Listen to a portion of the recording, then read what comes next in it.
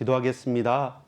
살아계신 하나님께 감사를 드립니다. 오늘 주일학교 우리 7번째 질문을 통해서 하나님의 율법이 무엇을 명하고 그 속에서 우리가 어떠한 고백이 있어야 될 줄을 깨달아 알 수 있도록 인도하여 줄 믿습니다.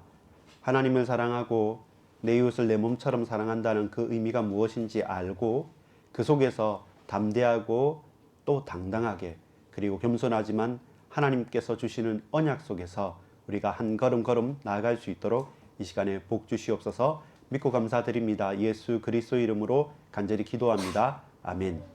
예, 여러분 오늘 본문의 말씀은 마태복음 22장 34절로 40절까지의 말씀입니다. 마태복음 22장 34절로 40절까지의 말씀입니다. 그 중에 요절인 37절부터 40절까지의 말씀을 우리가 천천히 함께 봉독하도록 하겠습니다. 합독하도록 하겠습니다. 마태복음 22장 37절로 40절까지의 말씀입니다. 여러분 가지고 있는 암송 구절에 또 나와 있는 구절이기도 합니다. 같이 37절부터 40절까지의 말씀을 같이 읽겠습니다. 시작. 예수께서 이르시되 네 마음을 다하고 목숨을 다하고 뜻을 다하여 주 너의 하나님을 사랑하라 하셨으니 이것이 크고 첫째 되는 계명이요 둘째도 그와 같으니 내 이웃을 내 자신같이 사랑하라 하셨으니 이 두 계명이 온 율법과 선지자의 강령이니라. 아멘.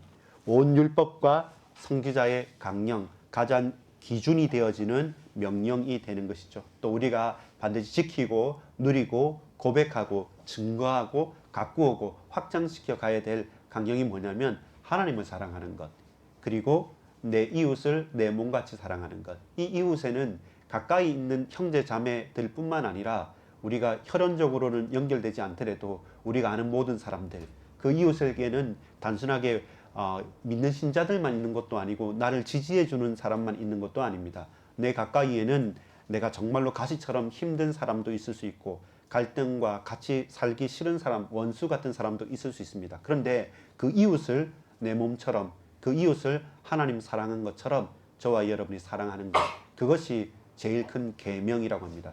사람들이 이해하지 못한 게 바로 그런 율법의 완성이 뭐냐 할 때 무엇을 잘 지킨다는 것이 아니라 하나님 사랑하고 내 이웃을 내 몸처럼 사랑하라는 이것이 율법의 제일 큰 강령이라고 했을 때 우리가 이번 주 금요일 날 말씀 받았던 것처럼 뭐가 생각납니까? 팔복에 대해서 생각나죠.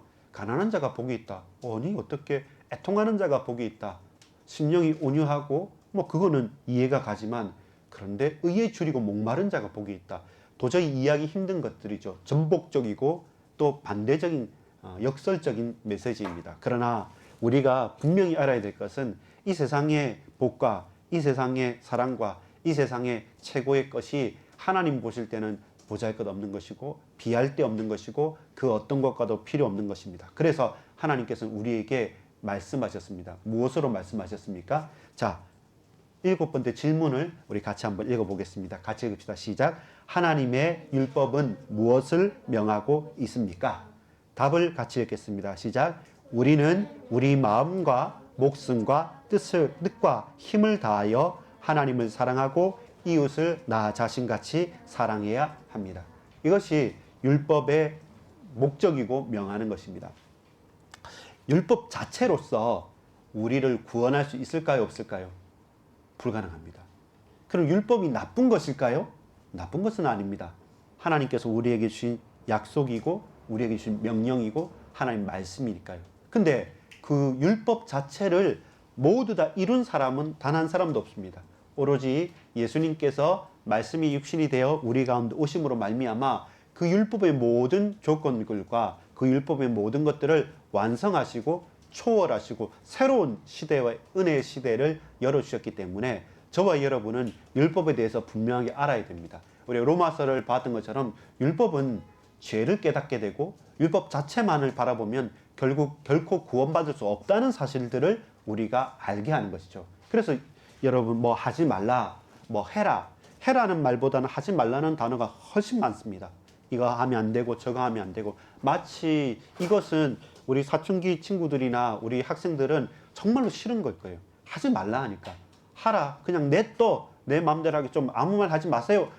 왜 귀찮게 합니까? 혹은 잔소리 합니까? 라고 하는 만큼 율법은 세세하게 너무나도 많아요. 그 중에 그 율법을 잘 지킨다고 하는 유대인들은 뭡니까? 율법의 규칙과 또 다른 법칙들과 전통들과 모든 걸 더 쌓아버려요. 그러니까 사람이 숨 막히는 거예요. 그러니까 자기도 지키지 못할 율법과 그 사이 법령들을 계속 다른 사람들에게 말하면서 율법으로 정죄를 하게 되는 거예요. 너 왜 그래? 네가 왜 그랬어? 네가 먼저 했으니까 너는 안 했으면 왜 내한테 그래? 너나 잘해. 막 이게 우리가 싸우는 게 뭐냐면 율법적인 싸움이에요. 근데 여러분 한번 돌이켜 보십시오. 그렇게 했을 때 누가 승리합니까? 누가 기뻐합니까? 한 번이라도 제대로 문제가 해결된 적이 있습니까? 없었잖아요. 그 말은 뭡니까? 아, 율법은 깨닫게 하는 거다. 무엇을요? 죄를 깨닫게 하는 거다. 그 죄를 깨달아서 어떻게 합니까? 이 죄는 결코 해결할 수 없구나. 그래서 우리의 모든 죄악을 해결하시고 십자가로 모든 것을 끝내시고 완성하시고 다시 부활하셔서 그 율법의 모든 요구를 완성하신, 초월하신 그리스도 예수를 저와 여러분이 믿는 믿음으로만 가능하구나. 왜 그렇습니까? 율법보다도 먼저 믿음이 있었습니다. 하나님께서 먼저 믿음을 아브라함을 통해서 믿음을 보았다고 합니다. 그러면서 이스라엘 백성들에게 아브라함의 자손인 이스라엘 백성들에게 율법을 주셨습니다. 왜냐하면 똑같이 이들이 세상과 함께 살다가는 메시아 그리스도께서 오실 그 언약을 감당할 수 없기 때문에 선민이기 때문에 너희가 죄를 깨닫고 하나님이 아니면 복음이 아니면 안 된다는 사실을 깨닫고 살 수 있도록 그들의 마음과 생각과 행동과 그 삶을 지키기 위해서 보호하고 울타리가 되도록 율법을 주신 것이죠. 그래서 따릅시다. 율법은 그릇이다. 율법이 그릇입니다. 어떤 그릇이냐면 복음을 담는 그릇이에요. 그 율법의 그릇에 복음이 담겨져야지 어떻게 됩니까? 그 복음을 우리가 얻게 되는 거예요.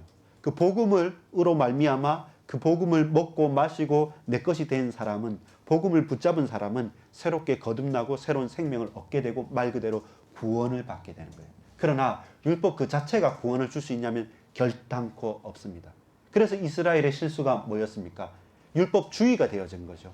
율법을 지킬 수도 없는데 이거 하나님 말씀이니까 지켜야 돼. 아, 이거 잘 지키려고 한다면 저것도 지켜야 돼. 요것도 지켜야 돼. 계속 그렇게 또 다른 법칙들을 만들어가면서 스스로 올가미에 매이는 거예요. 올가미에 매이는 거예요. 그래서 저와 여러분은 깨달아야 됩니다. 하나님의 율법은 그리스도 예수 안에 있는 하나님의 자녀인 그리스도인인 저와 여러분이 여전히 가장 정확하고 사실적으로 적극적으로 순종하며 지키면서 그 율법의 목적이 되고 근본이 되는 사랑 가운데서 되어지는 거예요. 억지로 지키는 것이 아니라 내가 이 사람을 사랑하니까, 이 사람을 좋아하니까. 여러분 친구 좋아하면 멀리 마중 나가잖아요. 여러분 데이트하고 서로 사랑하는 사람들은 기다리는 게 즐거워요. 근데 기분 나쁜 사람이나 내 원수 같은 사람은 그 사람 때문에 내가 하나라도 양복 보는 게 너무 예민해지고 기분 나빠지잖아요. 똑같은 시간이고 똑같은 움직임은 똑같은 정성인데 왜 하나는 내 사랑하는 사람을 기다린 것과 혹은 내가 싫어하는 사람이 내 시간을 잡아먹으면서 나를 기다리게 하는 것, 그건 다르잖아요. 그처럼 율법 자체가 우리에게 목적이 되어져 버리면 율법주의자가 되는 겁니다. 그러면서 자기 자신도 정죄하고 다른 사람은 더 크게 정죄하는 거예요. 그런데 하나님의 사랑을 받아서 그리스도 예수 안에서 구원받은 하나님 자녀는 율법의 요구가 왔을 때 그래, 저 사람이 그걸 못하는구나. 그럼 내가 어떻게 도와줄까? 내가 어떻게 섬기고 헌신하면서 그 사람이 구원을 얻을 수 있도록 해줄까? 그러면서 뭐가 됩니까? 유대인들이 아닌 이방인들까지 구원의 문이 열린 거예요. 유대인들이 받아들이지 못한 거예요. 우리가 성민인데 저 이방인들이 더 잘 믿는 것 같으니까요. 그래서 율법은 그릇이다. 복음을 담는 그릇이다. 그 율법에 복음이 담겨졌을 때야만 그 복음이 복음되게 드러나는 겁니다. 그러면 이 복음이 저와 여러분에게 율법을 완성하고 우리에게 자유를 주는 거죠. 더 이상 율법에 매일 필요가 없는 것은 율법의 완성인 그리고 하나님의 사랑과 내 자신을 내 이웃을 내 자신처럼 사랑하라는 그 사랑의 완성이 이루어지니까 이제는 감사가 되는 거죠. 여러분, 억압적인 복종으로 뭘 할 수가 있습니다. 겁나서요. 법에 있으니까 이렇게 하면 감옥 가니까 안 하면 네가 맞는다라고 하든지 억압적인 복종으로서 뭔가를 할 수 있습니다. 근데 똑같은데 감사함의 순종이 있습니다. 똑같은 일을 하거나 안 할 수 있습니다. 그런데 한편에서는 억압적으로 복종당하면서 하기 싫은데 이를 악물고 하는 사람과 내가 안 해도 되는데 근데 이것을 하면 정말로 이 사람이 힘을 얻겠구나, 하나님께서 기뻐하시겠구나 하면서 감사함으로 기쁜 마음으로 순종하는 것. 똑같은 일을 할 때도 그렇습니다. 안 할 때도 그렇습니다. 근데 정말로 하고 싶은데 왜 날 못하게 하면서 악물고 참는 것과 반대로 이거 내가 꼭 하고 싶기도 한데 근데 더 좋은 것, 더 귀한 것 때문에 이거 좀 참고 기다리다가 가장 중요한 하나님 시간표 하겠구나 하면서 안 하는 것, 그것은 다른 것이죠. 따라합시다. 억압적인 복종. 따라합시다. 감사함의 순종. 여러분 어느 편에 서겠습니까? 율법만 바라보면 억압적인 복종 속에 갈 수밖에 없습니다. 그러나 그 율법에 담긴 복음을 깨닫게 되면 감사함으로 순종하는 거죠. 하나님께서 이것 때문에 이걸 하지 말라 하셨구나. 하나님께서 이 복음 때문에 이것을 하라고 하셨구나. 하지 말라고 하셨구나. 우리가 고백할 수 있는 겁니다. 나의 고백입니다. 자, 우리 나의 고백 우리 같이 한번 읽어보겠습니다. 개인적이고 시작. 개인적이고 완전하며 지속적으로 순종하라고 명하고 있습니다. 자, 보세요. 개인적이고 완전하며 다른 사람에게 정죄하는 게 아니에요. 나에게 개인화된 겁니다. 개인적이고 이것은 부족한 것이 아닙니다. 하나님을 사랑하고 하나님 앞에 내 이웃을 사랑한다는 건 완전한 겁니다. 그러면서 이것을 어떻게 한 번 하고 마는 것이 아니라 지속적으로 순종하라고 명하십니다. 다시 우리는 그 뒤에 시작. 우리는 우리 마음과 목숨과 뜻과 힘을 다하여 하나님을 사랑하고 전부란 거죠. 우리의 모든 것이 하나님께 올인되어지는 겁니다. 하나님으로부터 이탈되어지는 것들이 틈이 되어지고 문제가 됩니다. 근데 하나님께 모든 것이 드려졌을 때 하나님께서 모든 것을 그리고 더 흘러넘치게 우리에게 채워주시는 겁니다. 이웃을 시작. 이웃을 나 자신같이 사랑해야 합니다. 자, 이건 같은 거예요. 하나님 사랑과 인간 사랑이란 말이에요. 하나님의 형상인 인간의 사랑이에요. 왜? 내 같이, 내 몸같이. 사람들은 자기 자신을 사랑합니다. 근데 그것이 동일하게 뭡니까? 이웃을 사랑하는 거예요. 나만 사랑하고 다른 사람을 그렇지 않아요. 그건 진정으로 자기 자신을 사랑하지 않는 거예요. 이웃을 내 몸같이 사랑하는 것. 결국 인간 사랑이란 겁니다. 그건 연합된 거예요. 다른 사람만 사랑하고 나는 사랑하지 않는다. 그건 잘못된 거예요. 반대로 다른 사람은 마음대로 되지만 나만 사랑한다. 그건 자기 자신을 사랑하는 게 아니에요. 그래서 이거는 연결되어 있는 거예요.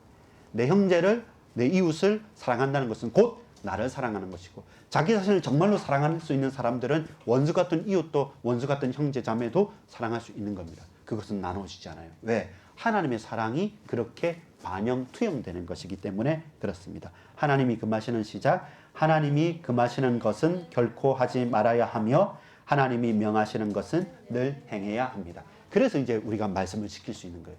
아니 도저히 이걸 못 지키겠다 그렇지 않습니다. 하나님 사랑과 인간 사랑에 복음을, 율법이 담긴 그릇에 복음을 담으면 하나님이 하지 말라는 것은 적극적으로 안 해요. 하나님께 하라고 하시는 것은 그 말씀을 따라서 하게 됩니다. 그게 놀라운 겁니다. 옛날에 나는 할 수 없을 겁니다. 과거에 나는 불가능한 건데 근데 가능해요. 그것이 달라진 거예요. 질문을 다시 한번 읽겠습니다. 시작. 하나님의 율법은 무엇을 명하고 있습니까? 하나님의 율법은 하나님을 사랑하라고 명하고 있습니다. 하나님 율법은 인간을 사랑하라고 말하고 있습니다. 인간을 사랑한다는 말은 무엇입니까? 이웃을 내 몸처럼 사랑한다는 겁니다. 자기 자신만 사랑하고 다른 사람을 사랑하지 않는다. 그것은 거짓입니다. 다른 사람을 사랑하고 나는 싫다, 나는 어쩔 수 없다. 그것은 잘못된 사랑입니다. 진정한 자기 자신의 사랑은 내 이웃을 내 몸처럼 사랑하는 것이기 때문에 하나님 사랑과 인간 사랑, 이것은 바로 율법의 완성이고 율법의 목적이 되는 겁니다. 그래서 율법은 뭔가를 한다 만다가 아닙니다.